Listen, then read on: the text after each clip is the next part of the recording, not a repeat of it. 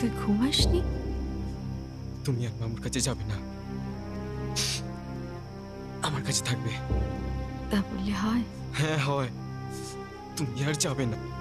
তুই তো জানিস মামুর শরীরটা ভালো নেই। আর তোমার শরীরটা এই অবস্থায় কেউ এসো। কি অবস্থা?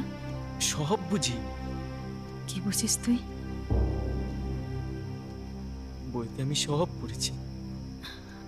এই অবস্থায় কেউ, তুমি আমায় ছেড়ে যাবে না তো? তাহলে আমার কাছে থাকো।